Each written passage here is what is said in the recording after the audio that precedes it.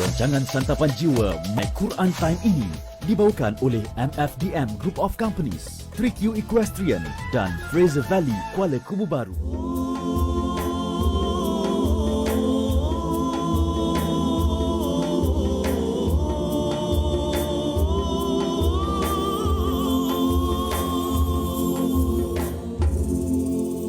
Bismillahirrahmanirrahim.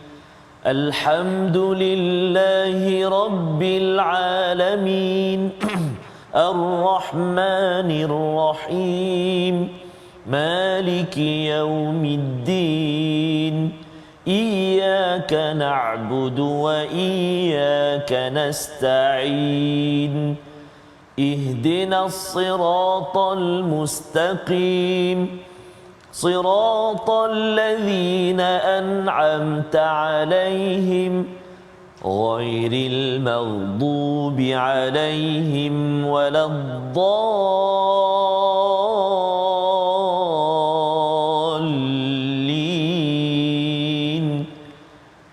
آمين. صدق الله. Assalamualaikum warahmatullahi wabarakatuh. Alhamdulillah wassalatu wassalamu ala Rasulillah wa ala alihi wa man wala syada la ilaha illallah syada Muhammadan abduhu wa rasuluhu. Allahumma salli ala sayidina Muhammad wa ala alihi wa sahbihi ajma'in. Amma ba'd. Alhamdulillah kita bertemu dalam My Quran Time baca faham amal pada hari ini untuk sama-sama kita mengulang kaji beberapa halaman yang telah pun kita lewati pada minggu ini, dan saya mengucapkan ribuan terima kasih pada tuan-tuan yang terus setia bersama pada hari ini, dijemput untuk share, untuk kongsikan bagi program ulang kaji kita pada minggu ini. Dan kita mengalu-alukan kehadiran tetamu kita pada hari ini, iaitu Al-Fadhil Ustaz Mustafa Suki. Apa khabar Ustaz? Alhamdulillah sihat. Alhamdulillah sihat Ustaz ya. Alhamdulillah. Dan Ustaz Star, apa khabar hari ini? Alhamdulillah Safas, kita menjengah 21 Ramadan. Betul Ustaz. Di akhir hujung-hujung lah. 10 hari yang terakhir ini Ustaz ya. Semoga ia kita diberikan keberkatan, ya, diberikan kekuatan bagi tuan-tuan yang berada di rumah terus istiqamah kita pada 10 hari yang terakhir ini untuk pecut Ustaz ya. Kita pecut untuk ibadah kita agar moga-moga Allah menerima amal kita pada Ramadan ini, diizinkan dengan rahmat Allah memburu mendapat Lailatul Qadar insya-Allah. Kita mulakan sesi kita pada hari ini dengan doa ringkas kita. Subhanakala ilmalana illa ma 'allamtana innaka antal alimul hakim. Rabbi zidni ilma. Sama-sama kita ingin memulakan sesi kita pada hari ini untuk mengulang kaji halaman 477 hingga ayat ataupun halaman 482, bermula dengan surah Fussilat yang telah pun kita lewati, yang telah pun kita lihat pada minggu ini. Kita nak baca pada ayat yang ketiga ya. Ayat yang ketiga kita ingin membuat perbandingan sebenarnya berkaitan dengan surah ini ya, bila Allah menyatakan tentang Quran diturunkan dalam bahasa Arab, dan di dalam surah yang ke-12 ayat yang kedua dinyatakan juga Quran diturunkan dalam bahasa Arab, cuma ada perbezaan. Kita baca dahulu ayat yang ketiga dipimpin Al-Fadhil Ustaz Tarmizi Abdul Rahman. Silakan Ustaz. Terima kasih Al-Fadhil Ustaz Fazrul, Al-Fadhil Ustaz Mustafa.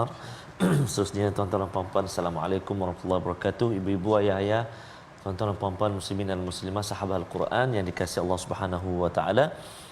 Kita nak mulakan sesi ulang kaji hari ini, halaman yang ke-477, surah Fussilat. Kita nak baca sama-sama ayat yang ketiga. Sudah bersedia? Barangkali ada yang 10 akhir ni dia padat sikit jadual. Mungkin dia tengah kait apa, sarung bantal, sarung bantal pula, cushion. Setengah betulkan lansir ke apa ke. Hari cuti, sambil-sambil tu pasanglah TV Al-Hijrah ni. Kita ikut sama-sama kan. Kongsi sama-sama insya-Allah ya. Share, kita dengar insya-Allah, kita ikut sama-sama insya-Allah. Ayat yang ketiga, jom kita baca sama-sama. أعوذ بالله من الشيطان الرجيم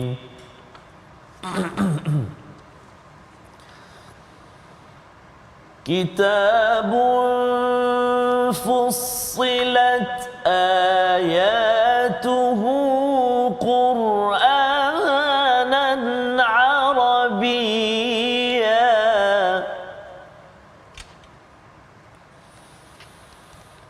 كتاب فصلت آياته قرآنا عربيا لقوم يعلمون Sadaqallahul Azim. Surah Al-Azim, itulah bacaan daripada ayat yang ketiga, kitab yang ayat-ayatnya dijelaskan bacaan di dalam bahasa Arab untuk kaum yang mengetahui. Ayat yang ketiga ini ingin kita bandingkan dengan ayat yang kedua daripada surah Yusuf, surah yang ke-12, bila mana di hujung ayat bercakap tentang Quranan Arabiyan la'allakum ta'qilun. Ada perkataan la'allakum ta'qilun, agar kamu semua menggunakan akal, ya. Ada perbezaan di sini iaitu liqaumi ya'lamun. Terus kita ingin bersama Al-Fadhil Ustaz Mustafa Suki untuk sama-sama, ya, menjelaskan tentang perbezaan, Ustaz, ya. Istilah Quranan Arabiyan di sana ada, sama di sini, tetapi yang bezanya antara ayat kedua surah Yusuf dan ayat 3 surah Fussilat ini, perkataan liqaumi ya'lamun ini sendiri, apa maksud dan apa penekanan berbanding dengan surah Yusuf? Silakan, Ustaz. Bismillah wassalatu wassalamu ala Rasulillah. Yang bahagia Ustaz Faz, Ustaz Tar, kemudian sidang penonton rahmati Allah Subhanahu wa taala. Alhamdulillah, Ramadan masih ada bakinya lagi, masih ada ruang dan peluang untuk kita teruskan ibadah kita, dan di antara ibadah yang afdal juga kita lakukan adalah tadabbur al-Quran. Kan, jadi bila kita berbincang tentang al-Quran ini, dan satu topik yang kita bangkitkan tadi adalah berkenaan dengan liqaumi ya'lamun, iaitu untuk kaum yang mana mereka berilmu, mengetahui. Dan pada surah Yusuf pada ayat kedua, la'allakum taqilun. Ramadan kan, teringat ke ayat Ramadan. Kan? Baik, jadi la'allakum taqilun. Dan kemudian sebenarnya Allah sebut juga dalam surah Zukhruf pada ayat yang ketiga, ayat yang selepas ini pada juzuk 25 pun sama juga, la'allakum taqilun. Allah turunkan Quran ni bahasa Arab, dan mudah-mudahan kamu menjadi orang-orang yang berakal, berfikir. Baik, kalau kita tengok daripada sudut teknikalnya, daripada sudut bahasanya, bila sebut tentang la'allakum ni, bahasa Arab dia adalah huruf taraji. Taraji ni maksudnya kamu mesti boleh jadi orang berakal lah, kamu mesti jadi boleh orang berfikir lah, mesti, maksudnya mesti capai, mesti boleh. Dan kemudian Allah sebut pula pada ayat yang kita sedang bincangkan ini, iaitu liqaumi ya'lamun, menunjukkan bahawa sebenarnya yang la'allakum tattaqun tu lebih umum kepada semua orang. Kan, jadi maksudnya kalau kita baca, kalau kita tengok, hatta non-Muslim sekalipun, kalau dia tengok terjemahan Quran, dia boleh faham sebenarnya Quran tu bahasa Arab, Quran ni adalah istimewa dan sebagainya. Tetapi bila kita bangkitkan kepada perkataan liqaumi ya'lamun, maka dia hanya khusus untuk orang, sebab tu kalau terjemahan itu, kalau kita tengok dekat sini, ialah bacaan untuk kaum yang hendak, untuk kaum yang ingin ataupun yang nak mengkaji apa yang ada dalam Quran. Maksudnya dia lebih spesifik daripada akal tadi tu. Biasa semua orang berakal, boleh tengok, boleh nilai, tapi bila sebut tentang ilmu tu, biasanya dia merujuk kepada orang yang betul-betul nak cari, betul-betul nak gali. Itu dia punya konsep asasnya. Dan sebab tu Imam Al-Bukhari dia sebut dalam Sahih Bukhari itu sendiri ada tajuk bab, iaitu al-qaulu qabla al-amal, ataupun al-qaulu al-ilmu qabla al-qawli wal amal. Maksudnya ialah kita ilmu dulu sebelum amal dan juga cakap, kan. Dan kemudian sebab tu kata Saidina Abdullah bin Mas'ud radhiyallahu anhu menyatakan ta'allamu fa idza alimtum fa'malu. Kamu belajar, bila kamu dah jadi alim, dah tahu dengan ilmu, maka kamu kena amalkan. Dan sebenarnya di kaum ya'lamu juga merujuk kepada ilmu yang dia dapat, dia amal. Lagi la'allakum taqilun tu sekadar fikir, sekadar tengok dan sebagainya. Dan ini yang kita tengok bahawa dia cantiknya Quran. Dan sebenarnya para ulama bincang juga antara akal dengan ilmu mana lagi penting. Kan, akal dengan ilmu. Maka sebab tu bila mereka berbincang tentang isu ni, disebut oleh Imam Ibn Rajab dan sebahagian para ulama menyatakan bahawa rupanya tengok kepada tujuan. Kalau ilmu tu dimaksudkan Quran ataupun sunnah Nabi, maka ilmu lebih penting daripada akal. Kalau akal itu membawa maksud untuk merenung pada Quran dan juga sunnah Nabi, maka akal itu lebih penting daripada ilmu, sebab tahu ilmu belum tentu amal. Itu konsep dia, wallahu alam. Terima kasih ucapkan pada Al-Fadhil Ustaz Mustafa Suki menjelaskan, ya, perbezaan yang ketara di antara la'allakum ataupun la'allakum taqilun untuk memerhatikan, ya, menggunakan kapasiti akal dan lebih umum, berbanding dengan liqaumi ya'lamun kepada kaum yang ingin mengetahui, ya, ingin mencari ilmu, ilmu, ingin mendalami, perlukan kepada Al-Quran yang disifatkan di sini Fussilat. Dia mempunyai penjelasan yang amat terperinci, ya. Contohnya di dalam surah Fussilat ini pada halaman 478 itu ada pelbagai perkara yang disampaikan. Malah kalau kita tengok di hujung surah Fussilat ini juga tentang psikologi manusia, ya, diberitahu satu demi satu. Dan bagi kaum yang ataupun kumpulan yang ingin mencari ilmu mendalam, dia tahu bahawa ini diperlukan ketika mengkaji Al-Quran. Baik, kita ingin bergerak kepada halaman 478 di mana kita ingin melihat kepada ayat yang ke-9, ya, ataupun ayat yang ke-12 lah, ayat yang ke-12, kerana kita nak bandingkan dengan ayat yang ke-9 bila Allah menggunakan perkataan yaumain, ya, 2 hari ataupun 2 masa. Kita baca dahulu ayat yang ke-12 pada halaman 478 untuk kita memahami tentang, mungkin ada kaitan dengan Big Bang Theory, ya, ataupun berkaitan dengan tentang threshold dan sebagainya. Kita baca dahulu ayat 12. Silakan. Baik, terima kasih Fadil Ustaz Fazrul, Fadil Ustaz Mustafa. Tuan-tuan dan puan-puan, ibu-ibu ayah sahabat Al-Quran yang dikasihi Allah Subhanahu Wa Taala, ayat yang ke-9 ada yaumaini, ayat yang ke-12 pun ada kalimah yaumaini. Jadi kita nak baca sekarang ni yang terletak di halaman 478 atas sekali, ayat yang ke-12. Jom kita baca sama-sama. A'udzubillahi minasyaitonirrajim. فَقَضَاهُنَّ سَبْعَ سَمَاوَاتٍ فِي يَوْمَيْنِ وَأَوْحَى فِي كُلِّ سَمَاءٍ أَمْرَهَا وَزَيَّنَّا السَّمَاءَ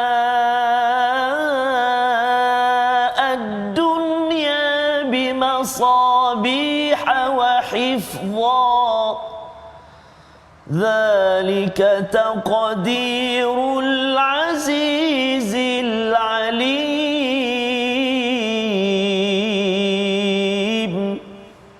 صدق الله العظيم. Surah Al-Azim, lalu diciptakannya 7 langit dalam 2 masa, dan pada setiap langit itu dia wahyukan urusan masing-masing. Kemudian langit yang dekat dengan bumi dihiasi dengan bintang-bintang, bimasabih wa hifdha, dan kami ciptakan untuk memelihara. Demikianlah ketentuan Allah yang Maha Perkasa lagi Maha mengetahui. Jadi Ustaz, ya, kembali balik pada ayat yang ke-9, kita ada bertemu dengan istilah yaumain pada penciptaan bumi, ya. Dan bila masuk kepada ayat yang ke-12 ini, yaumain juga 2 hari, berkaitan dengan langit pula ni, ya. Boleh Ustaz ceritakan 2 hari ni 2 hari apa dan mengapa ada istilah yaumain ini berulang? Silakan. Baik.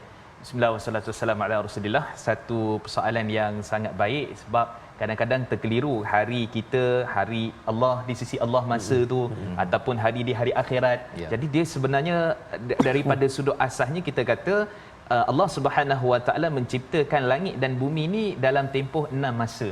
6 masa, seperti mana Allah sebut dalam surah Hud, dan Allah menyatakan wa huwallazi khalaqas samawati wal ard fi sittati ayyam, dan Allah menjadikan langit dan bumi itu pada tempoh 6 masa. Dan kalau kita tengok pada ayat ke-9 sebut 2, pada ayat maksudnya ayat ke-9 ini bercerita tentang bagaimana Allah menjadikan bumi, kan. Kemudian juga pada ayat yang ke seterusnya, tapi sebenarnya kalau tengok pada ayat yang ke-9 itu juga kita akan pada ayat ke-10 arba'ati ayyam, kan. Jadi maksudnya ada juga 4 hari dekat situ. Dan kemudian kita tengok pula pada ayat yang ke-12 tadi tu 2 hari. Dia tak boleh campur macam tu. Dua jadi 8 lah tu hari. Kan. Habis macam mana pula ayat yang kata 6 tu? Baik, di sini kalau kita perhatikan betul-betul, rupanya pada ayat surah Hud ayat ke-7 tu Allah menyatakan tentang langit dan bumi tu 6. Langit dan bumi tu 6. Maksudnya kalau tengok sini 2 mana boleh jadi 6, mesti jadi 4. Maka di sinilah satu keajaiban timbul. Sebab tu Al-Imam Az-Zahabi rahimahullah sebut dalam kitab beliau Al-Bidayah wa Nihayah, menceritakan tentang bagaimana sebenarnya Allah menjadikan yang tepatnya adalah 6 masa, tapi tambahan itu semua di sisi Allah. Maksudnya nak tambah 2 hari ke apa ke, tapi 6 masa itu adalah waktunya. Dan kemudian bila kita tengok kata Imam Az-Zahabi, sebenarnya para ulama berbincang, adakah maksud hari yang kita katakan itu macam hari Isnin, Selasa, Rabu, Khamis, Kata Imam Zahabi menukilkan beberapa pandangan di kalangan para ulama, betul bermula Ahad, Isnin, Selasa, Rabu, Khamis, Jumaat. Sebab tu simboliknya Jumaat tu hari cuti sebenarnya dan hari raya. Dia panggil Eid kan. Setiap hari tu hari Eid, maksudnya dalam seminggu tu adalah hari Jumaat. Kata Imam Az-Zahabi. Dan kemudian para ulama berbincang pula. Kalau macam tu, maksudnya adakah kata-kata Ahad itu ataupun kata hari yang biasa itu adakah merujuk kepada hari kita yang sama ataupun bagaimana? Maka disebut oleh Imam Ibn Abbas, Saidina Abdullah Ibn Abbas, Mujahid, Ad-Dhahak dan sebagainya, menyatakan rupanya berselisih pandangan di kalangan para ulama. Ada yang kata mustahil, takkanlah sama macam masa kita. Jadi kalau kata akhirat itu 1000 tahun, kalau kata masa di sisi Allah tu, sebab Allah tak masuk dalam sistem masa kita, sebab Allah cipta masa. Maka di situ sebenarnya terjemahanlah kalau kita kata yang paling tepat di sini adalah masa lah. Masa. Jadi kita dapat tahu bahawa sebenarnya penciptaan langit dan bumi ini dia ada proses dan masa. Dan jangan tanya kenapa Allah buat 6 hari, kenapa tak 6 minit. Itu semua ilmu Allah dan kita berfikir bukan untuk fikir kehebatan Allah itu kita nak bagi tambah lagi hebat, bukan. Cukup dengan kehebatan yang Allah telah tunjukkan itu 6 hari ke 8 hari ke berapa hari yang Allah telah sebutkan. Ini merupakan salah satu daripada tanda-tanda kekuasaan kebesaran Allah dalam menjadikan langit dan bumi yang tak pernah diciptakan oleh sesiapa pun melainkan Allah Subhanahu Wa Taala. Jadi tengok tu, nampak tu bezanya dalam surah Al-Hud tadi 6 hari dan perkataan langit dan bumi yang disebutkan itu maksudnya teratur penyusunan dan jangan serabut. Sebab kita kadang-kadang dalam kehidupan kita serabut, tak ada peraturan. Masuk Ramadan pun masih terfikir-fikir lagi. Kan? Maksudnya bila hujung Ramadan ni pun kita fikir. Maksudnya apa? Ramadan tiba ke tiba-tiba Ramadan. Itu antara satu benda yang kita kena fikir kan. Jadi macam itulah, nampak teratur penyusunan itu, teraturlah kehidupan kita insya-Allah. Ya, dan sebagaimana kita dalam surah Yasin pun Allah nyatakan kun fayakun Ustaz ya. Tetapi Allah nyatakan dalam surah Sajdah, dalam surah Fussilat ya, tentang yaumain ataupun sittati ayyam ini untuk keteraturan ya, panduan untuk kita ya. Dah tinggal 10 hari ini pun kena teratur juga. Jangan pula kita apa tadi Ustaz dia tiba-tiba ya Ramadan tiba ataupun tiba-tiba Ramadan ya, ataupun tiba-tiba raya ke ya. Perkara itu kita perlu rancang elok-elok dengan pastinya fokus kita adalah kepada amal takwa kita menuju pada Allah Subhanahu Wa Taala. Dan ini adalah kehebatan Allah Subhanahu Wa Taala, keteraturan dalam menjadikan, dalam menciptakan alam ini. Dan inilah yang kita dijelaskan Fussilat pada surah Fussilat, surah yang ke-41 ini. Kita berganjak kepada halaman 479 ya, pada surah Yasin. Sekali lagi kita lihat ataupun kita pernah baca bahawa kaki dan tangan akan bersaksi. Namun pada ayat 21 surah ini kita nak baca bersama Ustaz Tarmizi Ustaz ya, untuk kita melihat ada satu lagi iaitu kulit. Kulit ini dekat bahagian mana kulit tersebut, itu nanti Ustaz Mustafa lah yang akan jelaskan. Kita baca ayat 21. Silakan Ustaz. Baik, terima kasih kepada Ustaz Fazrul, kepada Ustaz Mustafa. Ya, yang ada bonda tuan-tuan dan puan-puan sahabat Al-Quran yang dikasihi Allah Subhanahu Wa Taala. Pasal kulit Ustaz Faz di Ramadan ni macam-macam juga. Ada juga yang tak pernah jumpa. Kali ni ada kulit bakar lah, mana kulit lembu ke apalah, macam-macam menu lah. Jadi kena rancang Ustaz macam Quran juga.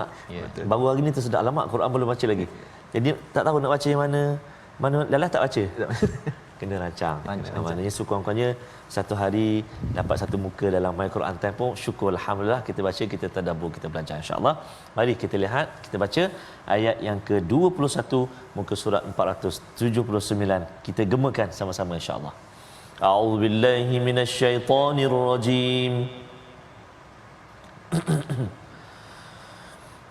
Wa qalu li juludihim lima shahidtum alaina qalu antaqana Allahu alladhi antaqa kulla shay'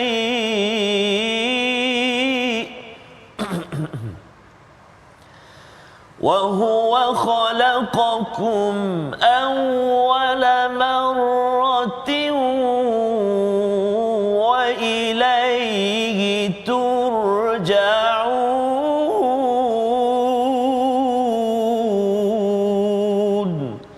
Sadaqallahul azim. Surah Al-Azim ayat 21 21 dan mereka berkata kepada kulit mereka, mengapa kamu menjadi saksi terhadap kami?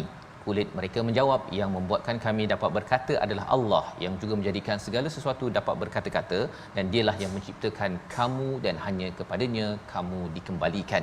Inilah ayat yang berkaitan dengan kulit, Ustaz ya. Dalam surah Yasin itu kita bercakap tentang kaki, tangan, ya, tapi di sini ada kulit, ya, di samping pendengaran dan penglihatan. Mengapa di-highlightkan kulit? Kulit bahagian manalah kalau kita tahu bahawa kulit ni di mana-mana? Silakan Ustaz. Baik, Ustaz Faz, Ustaz Tar, sidang penonton rahmati Allah Subhanahu Wa Taala. Agak-agak ingat tak surah Yasin tu ayat berapa? Kan ayat 65 Allah menyatakan al-yauma nakhtimu ala afwahihim wa tukallimuna aydihim wa tashhadu arjuluhum bima kanu yaksibun. Di hari kami kunci, maksud orang yang kufur, orang yang kafir, kami kunci mulut mereka pada hari itu, sebab mulut ni dia dekat dunia pun dia nak bela tubuh badan dia, dekat akhirat pun sama. Sampai ke sudah nak bela tubuh badan dia kan. Maka Allah kata kami kunci. Dan kemudian pada waktu kami biarkan tangannya berkata-kata dan juga kakinya menjadi saksi terhadap apa perbuatan sewaktu mana mereka dekat dunia ataupun yang mereka lakukan. Dan tambahan pada ayat ni disebut kulit. Okey, kata Al-Imam Abu Bakar Al-A'sam, rupanya yang menjadi saksi yang berkata-kata yang boleh bercakap dekat akhirat ni ada 10. Oh, 10. Apa dia? Iaitulah sebenarnya kita dah sedia maklum dah. 2 mata, 2 tangan, 2 kaki dan kemudian 2 telinga dan apa? Lidah dan juga kita punya kulit. 10 semua. Ya, jadi beliau istimbat ataupun mengeluarkan hukum daripada Quran dan Sunnah, maka beliau buat kesimpulan, Imam Abu Bakar Asam ini menyatakan bahawa 10 rupanya yang ni yang akan bagi tahulah apa yang kita buat dan sebagainya pada hari akhirat nanti. Dan bila kita sebut tentang perkara ini, disebut tentang kulit tadi, maka sebenarnya ialah kalau lidah tu jelaslah, lidah akan cakap, telinga akan cakap kan. Tapi kulit ni bahagian mana? Seperti mana Ustaz Fazrul timbulkan tadi. Baik. Maka para ulama berbincang, antara disebut oleh Imam As-Sudi, dinukilkan oleh Imam Al-Tabari dan ulama-ulama yang lain, rupanya yang akan bercakap ni adalah furuj, kemaluan, kulit kemaluan. Kerana biasanya yang lain-lain ni dia bukanlah kata kurang dosa, tapi yang banyak pergi kepada dosa tu adalah kemaluan. Dan ini tepat juga berdasarkan hadis dalam riwayat Imam Tirmizi, kata Nabi sallallahu alaihi wasallam, man yadman li baina lihyain au baina rijlain admallahu jannah, atau kama qala Nabi sallallahu alaihi wasallam. Sesiapa yang mana menjaga untuk aku di antara 2 bibir, au syafatain, 2 bibir, lidah lah, dan 2 kaki, maksudnya kemaluan lah, maka aku akan menjamin baginya syurga. Kan, jadi di situ menunjukkan bahawa mungkin tepat jugalah apa yang disebut oleh Imam As-Sudi. Tetapi ada sebahagian para ulama, antara Imam Maqatil, juga ulama tafsir yang hebat, menyatakan bahawa maksudnya mana-mana kulit yang dikehendaki oleh Allah untuk menjadikan saksi. Contoh, kita pergi kat bazar Ramadan. Saja tak ada apa, lalu perempuan ke apa, sajalah geser sikitlah. Ni bercakap nanti.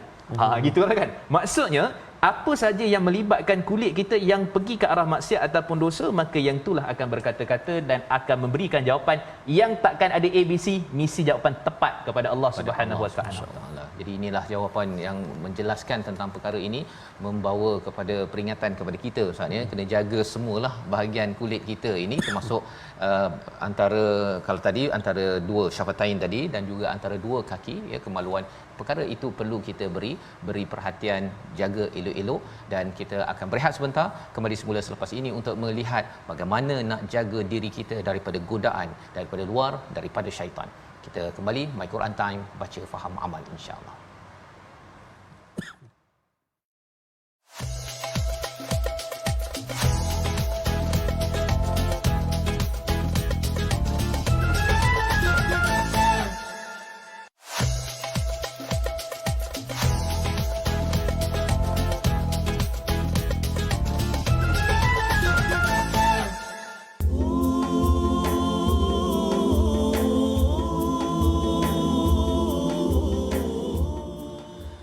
Ku mengharapkan Ramadan kali ini penuh makna, agar dapat ku lalui dengan sempurna. Selangkah demi selangkah, setahun sudah pun berlalu. Masa yang pantas berlalu hingga tak terasa ku berada di bulan Ramadan. Dapatkan yang original. Original tak original, pastinya kita dah berada di 10 yang akhir Ramadan, 10 yang sangat penting dalam fasa Ramadan ini. Maka moga-moga kita terus terjaga daripada terlena untuk kita mengisi plan kita, panduan kita ataupun jadual kita, apa yang kita nak isi 10 yang akhir ini. Baca Qurannya, tarawihnya, solat fardunya, malam ni solat kat mana, kan? Solat berjamaah macam mana, kita boleh plan ini. Sebab yang 10 ni biasanya yang agak mencabar, betul ya Ustaz ya? Ustaz Faz ya? Betul. Baju raya, lansir raya, sofa raya. Ya, betul. Jadi Ya. kadang-kadang takut terlepas Jalan raya. Jalan raya pun. Jadi dia mengganggu kalau katakan tak disusun, ya. Tapi Betul, kalau Safas. disusun elok-elok, dia adalah sumber pahala kepada kita semua 10 hari yang terakhir ini. Moga-moga bergandalah, ya, dan bertemu dengan malam al-Qadar itu, Ya. sehingga Allah ganjarkan dengan lebih daripada 1000 bulan amalan kebaikan kita. Baik, kita nak pergi Ustaz ya pada halaman 480, di mana kita nak melihat antara cabaran dalam hidup kita ini adalah musuh kita asy-syaitan yang dinyatakan pada ayat 36. Sudah tentunya di dalam bulan Ramadan, di luar bulan Ramadan, mungkin bercakap tentang syaitan dirantai itu Ustaz ya. Nanti Ustaz komen sikitlah ya, tapi kita baca dahulu ayat 36 bersama Ustaz Tarmizi. Baik, terima kasih Fadil Ustaz Fazrul, Al-Fadil Ustaz Mustafa, tuan-tuan dan puan-puan sahabat Al-Quran yang dikasihi Allah Subhanahu wa taala sekalian. Kita menjengah ke halaman 480 ayat 36. Kita nak baca sama-sama insya-Allah. Bersedia? Jom kita baca sama-sama ayat yang ke-36. A'udzu billahi minasyaitonir rajim. Wa imma yanzaghannaka minasyaitoni nazghun fasta'in billah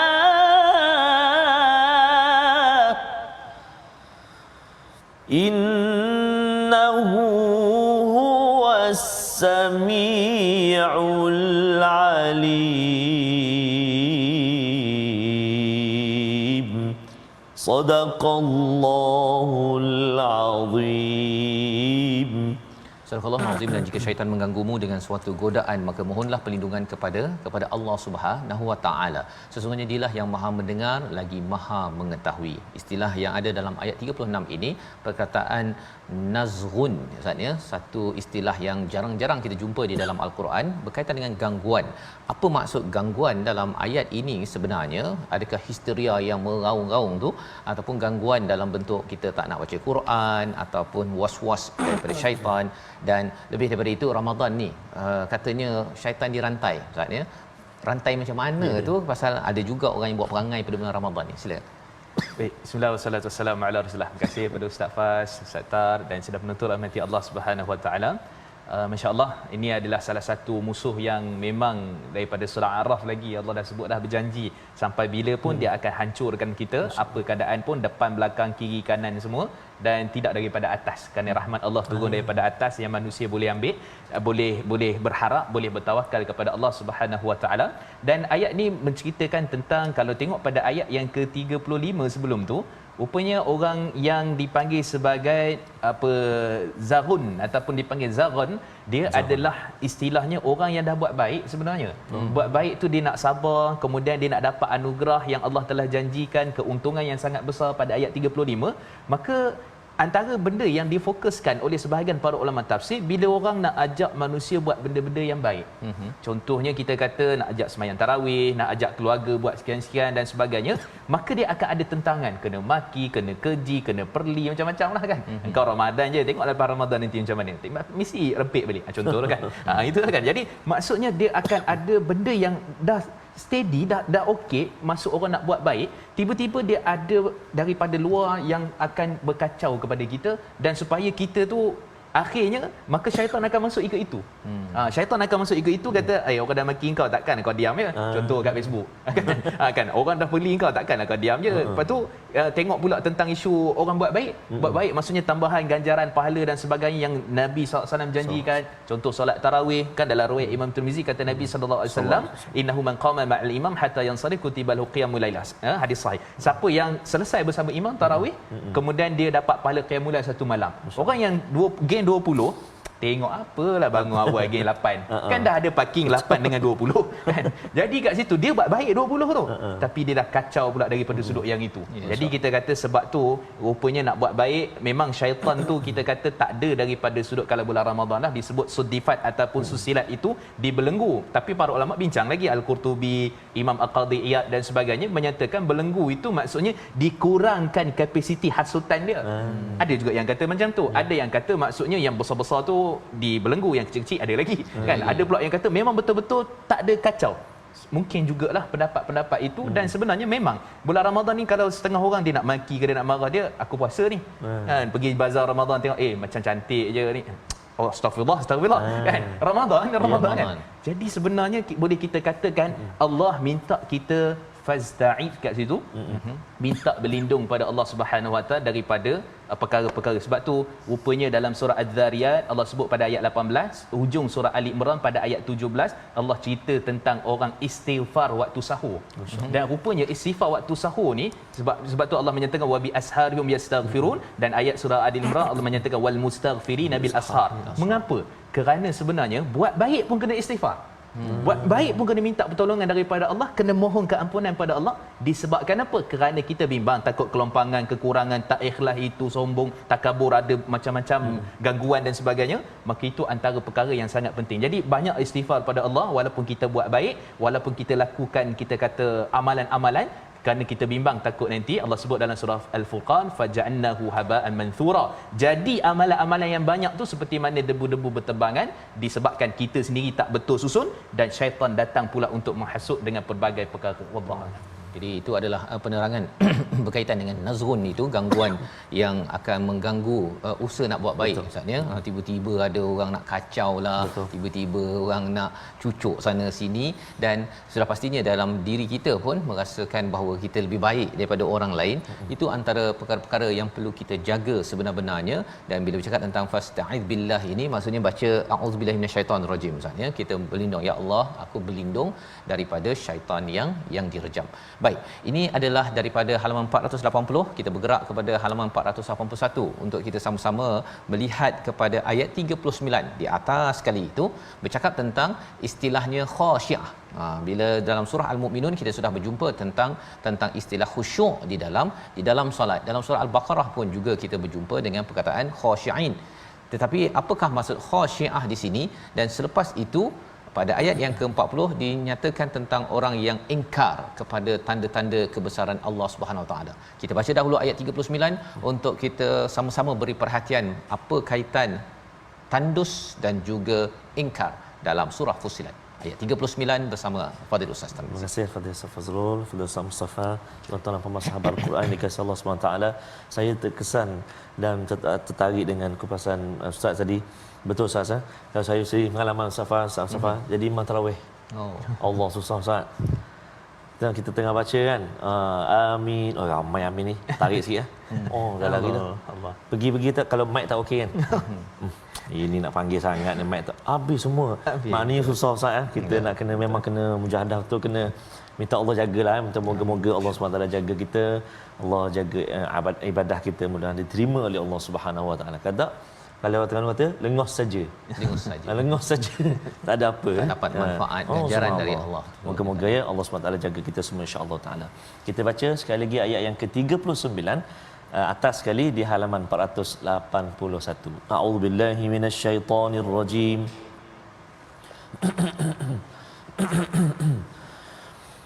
Wa min ayatihi أنك ترى الأرض خاشعة فإذا أنزلنا عليها الماء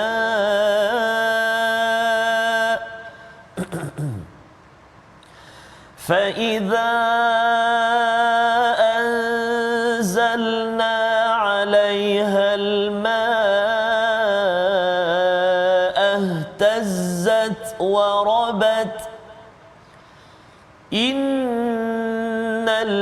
الذي أحياها لمحيي الموتى إنه على كل شيء قدير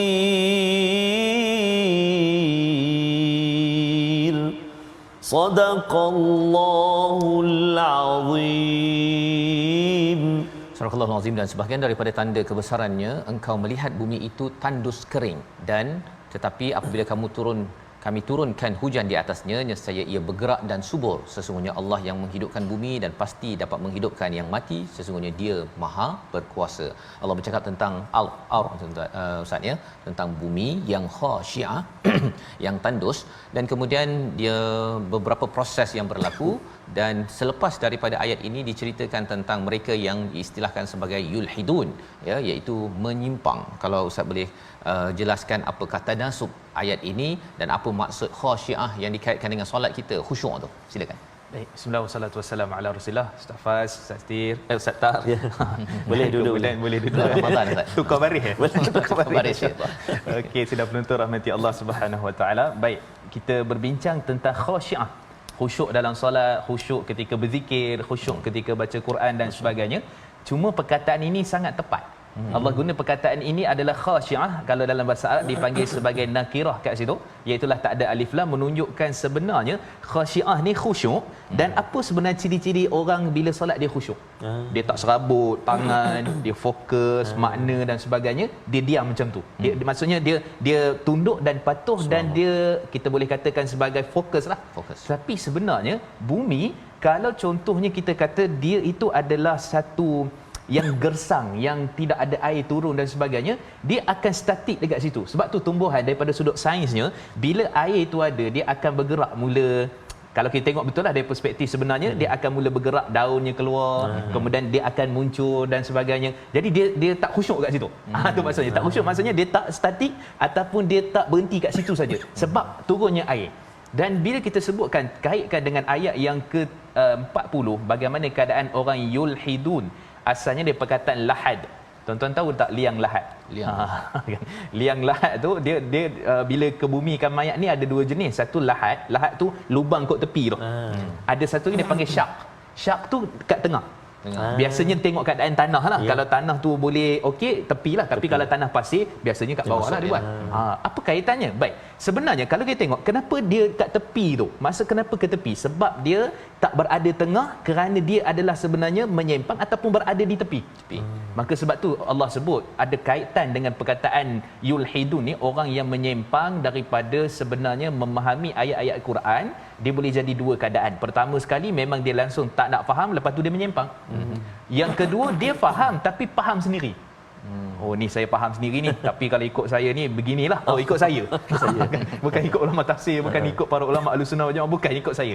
Jadi di situlah kaitannya, ialah bila mana satu bumi itu tak disuburi, dia akan kering, dan kemudian manusia takkan ada petunjuk dan hidayah daripada Allah Subhanahu Wa Taala. Dan bila mana Allah turunkan hujan, walaupun dia mungkin ada sikit perasaan nak menyimpang ataupun sekian, tapi Allah turunkan Quran sebagai panduan, dia akan jadi semula bersinar, dia akan jadi tumbuh balik, dia akan jadi cantik balik. Dan itulah perkaitan yang sangat besar, dan rupanya juga dia berkait sampai ke hari akhirat.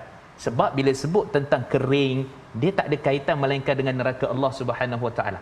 Kerana neraka itu adalah panas, dan sebenarnya ramai juga orang silap faham, menyatakan neraka ni azabnya panas je. Sebenarnya tak, neraka ni azabnya juga adalah teramat sejuk. Dalam hadis riwayat daripada Abu Hurairah, dalam riwayat Imam Muslim, istakan naru ila rabbiha, iaitulah neraka mengadu pada Tuhannya. Akala ba'di ba'dha, kami telah memakan antara satu sama lain. Kemudian Allah izinkan kepada neraka untuk menutup ataupun mengeluarkan wap, yang mana wap itu satu pada musim panas dan satu wap lagi pada musim sejuk.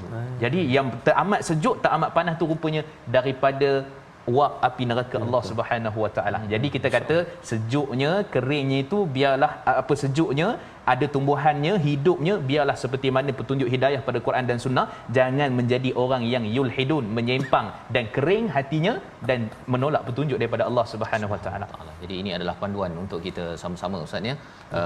Pastikan bahawa jangan jadikan hati kita ini tandus ya, tandus daripada anugerah. Kalau tanah tu ada air ya, kalau kita ni ada wahyu untuk memastikan bangkitlah ya, bukannya kering daripada wahyu sehingga kan menjadi orang yang selalu menyimpang ya. Kalau dikubur tu maksudnya dia ke tepi tu tak apalah, dah mati kan. Tapi kita ni masih hidup, jangan letak ke tepi ya, jangan menyimpang daripada petunjuk daripada Allah Subhanahu Wa Taala. Ini pelajaran yang kita ambil daripada halaman 481.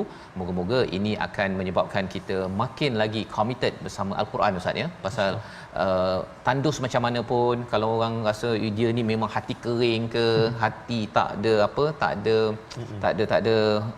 lah perasaan, tetapi rupa-rupanya dengan Al-Quran ini ia telah mengubah banyak hati-hati pada 1400 tahun yang lepas, dan ia adalah Quran yang sama untuk mengubah hati kita agar terus menuju kepada Allah Subhanahu Wa Taala. Jadi dalam hal ini Ustaz ya, mungkin dalam 1-2 minit ini kalau Ustaz boleh simpulkan surah Fussilat bila bercerita tadi tentang kulit, bercakap tentang masa, bercakap tentang khasyiah tadi ya, tanah dan sebagainya. Apa kaitan dengan Fussilat sebenarnya? Surah ini dia nak membawa ke arah mana? Silakan. Baik, secara umum bila sebut tentang tafsil, sebab tu kita ni ada satu dipanggil ijmal, tapi dalam Quran tak ada surah ijmal. Tapi ada fussilat. Maksudnya ijmal tu umum je macam tu kan. Yang ni Allah cerita tentang fussilat, maksudnya menjelaskan semua perkara, sama ada dia itu berbentuk kita tak nampak ataupun berbentuk yang kita boleh nampak sendiri dengan mata kepala kita. Macam contoh kulit tadi kita tak nampak, itu isu akhirat. Dan sebab tu para ulama antara Imam Muqatil bincang, kita tak tahu macam mana kulit ditanya apa semua, tak tahu dia akan jawab apa, tak tahu. Jadi benda ni maksudnya surah Fussilat menjelaskan apa hakikat ghaibiyah, perkara-perkara gaib di sisi Allah Subhanahu Wa Taala, dan menjelaskan perkara yang kita boleh dapat depan mata kita. Macam contohnya bumi yang kering kontang, boleh nampak tu, jelas nampak tu. Maka kita kata itulah pendetailan yang mana semua sekali tu Allah nak menjelaskan, dan sudah tentu penjelasan itu mesti disambut oleh manusia, iaitulah penjelasan daripada Quran dan Sunnah, dan manusia nak balik semula kepada akhirat. Terima kasih diucapkan pada Ustaz Mustafa. Pendetailan, pembutirannya itu adalah untuk mengaitkan sesuatu yang ada ini membawa kepada hidayah Ustaz ya. Maksudnya tadi bercakap tentang tanah contohnya, tanah lah kan, tapi kalau bila dipahami secara ijmal, kita belajar tanah, kompos lah apa sebagainya, rupa-rupanya bila ditafsir telah dijelaskan ia menjadi sesuatu yang lebih bermakna, sehingga kan kita akan lebih lagi menghargai tanah, menghargai lagi kulit dan pelbagai lagi perkara yang ada di sekeliling kita, tetapi rupa-rupanya ia akan membawa nilai tambah hidayah menuju Allah Subhanahu Wa Taala. Kita berdoa kepada Allah Subhanahu Wa Taala agar Allah sentiasa memberikan penjelasan hidayah kepada kita, Allah pimpin kita untuk keluarga kita di sini sampailah kita diizinkan dengan rahmat Allah menuju ke syurga Firdaus Al-A'la di suatu hari nanti insya-Allah. Kita berdoa di hujung ini, kita jemput pada Ustaz Mustafa membaca doa, memimpin doa di 10 hari terakhir Ramadan ini. Silakan Ustaz. Auzubillahi minasyaitanirrajim. Bismillahirrahmanirrahim. Alhamdulillahirabbil alamin wassalatu wassalamu ala asyrafil anbiya wal mursalin wa ala alihi wa ashabihi ajma'in. Allahumma inna nas'aluka 'ilman nafi'a wa rizqan tayyiba wa 'amalan mutaqabbala. Allahumma barik lana fi Ramadan wa ballighna lailatal qadr. Rabbana atina fid dunya hasanah wa fil akhirati hasanah wa qina adzaban nar. Wa sallallahu ala sayyidina Muhammad wa ala alihi washabihi wa barak wasallam. Alhamdulillahirabbil alamin. Amin ya rabbal alamin. Amin ya rabbal alamin. Semoga Allah mengabulkan doa kita ya pada 10 hari yang terakhir Ramadan ini Ustaz ya. Moga-moga sampai pada malam Al-Qadar ya, dan nak sampainya itu sebenarnya kita tak tahu mana malamnya. Betul. Kita pulun habis-habislah Ustaz ya. Jangan satu hari adalah hari Lailatul Qadar, satu lagi adalah Lailatul Qamdar kan. Jangan buat pilih begitu. Kita pilih semuanya itu, insya-Allah moga-moga Allah mudahkan Ustaz Tar ya. Dan kita juga Ustaz Mustafa, kita nak ajak semua sahabat-sahabat Al-Quran, semua penonton TV Al-Hijrah untuk sama-sama kita ikuti khatam Al-Quran perdana insya-Allah pada 29 April nanti, hari Jumaat bersamaan dengan 27 Ramadan. Jadi sama-sama kita nantikan, tak lama dah sikit lagi, beberapa hari lagi insya-Allah. Masya-Allah. Ya, jadi itu sebagai satu pengumuman ya. Betul. Jangan lupa masukkan dalam kalender. Betul. Agar siangnya tetap juga bersama Al-Quran, malamnya terus bersama dengan Al-Quran yang kita ingin gerakkan. Dan tuan-tuan jangan lupa untuk bersama dengan tabung gerakan Al-Quran Ustaz ya. Tuan-tuan boleh menyumbang pada 10 hari yang terakhir ini. Harapnya kalaulah waktu tuan-tuan menyumbang ini berlakunya Lailatul Qadar, maka ia berganda lebih daripada 1000 bulan tahun Ustaz ya. Jadi 1000 bulan. Jadi kita kembali semula pada My Quran Time halaman baru pada hari esok insya-Allah kita sama-sama My Quran Time baca faham amal insya-Allah. Allahumma arhamna bil